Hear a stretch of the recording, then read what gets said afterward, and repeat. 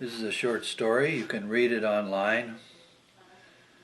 I'm going to read it on my YouTube channel. It's called the Zen Potter. A young man of modest yet adequate and independent means became fascinated with the art of pottery. Impatient to travel and to seek his fortune, he determined to find out who was the best potter in the land and go to him and become a student. We could, as such tales are made to unfold, chronicle his travels in great detail, but this summary will suffice. It took him only a few years to discover who was thought to be the best, and to essay for himself that this was so, through visiting those few places where a public display of the master's works was to be found.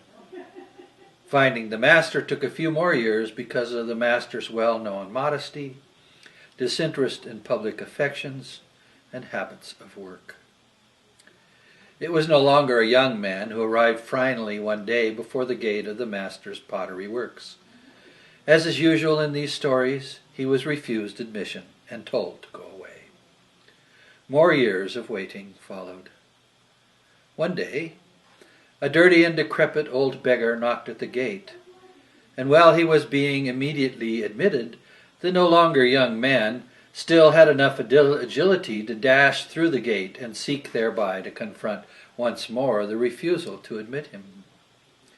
This was not, as you should now assume, the first time he dashed through that gate on the occasion of its being opened. There was a difference. For this time the beggar was there, and in the ensuing dialogues the beggar directed the master's students to admit the former young man.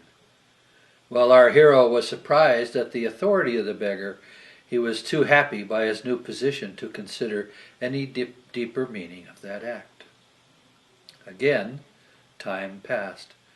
Our hero did not immediately meet the master, but only saw him at a distance, and was instead instantly put to work carrying out the many laborious tasks upon which the pottery works depended.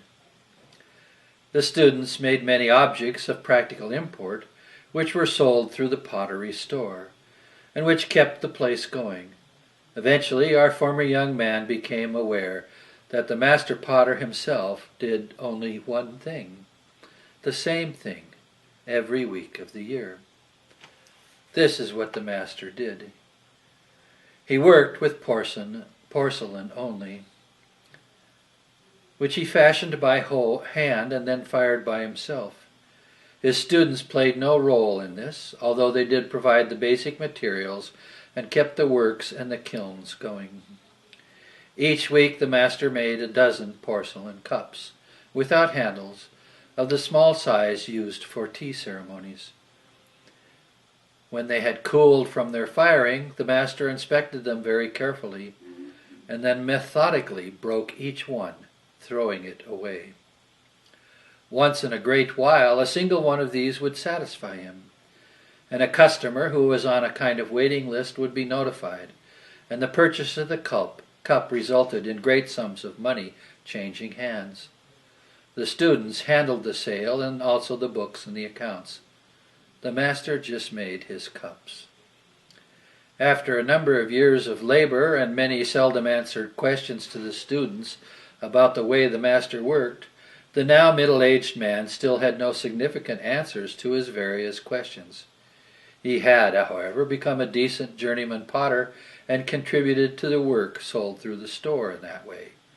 But he was not yet permitted to have any conversation with the master himself. One day the beggar returned, knocked at the gate, and was immediately granted admission. Our hero noticed something he had missed before, and that was when the master came to greet the beggar, the master bowed with greatest respect and gave to the beggar one of the cups that had survived the master's meticulous inspections.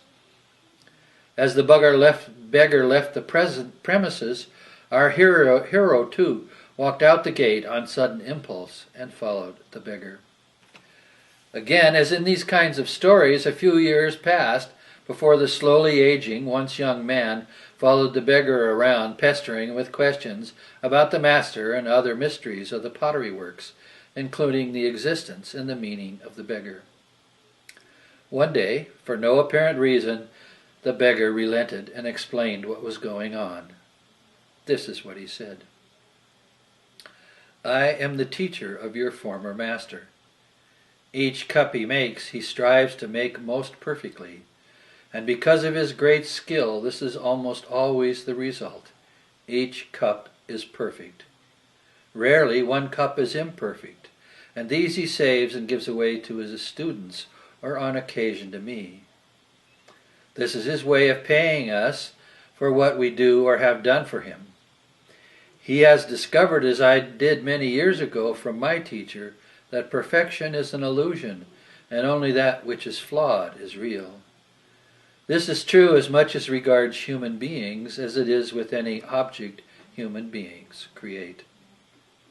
Needless to say, the former young man eventually became himself an old beggar and lived a long and happy life.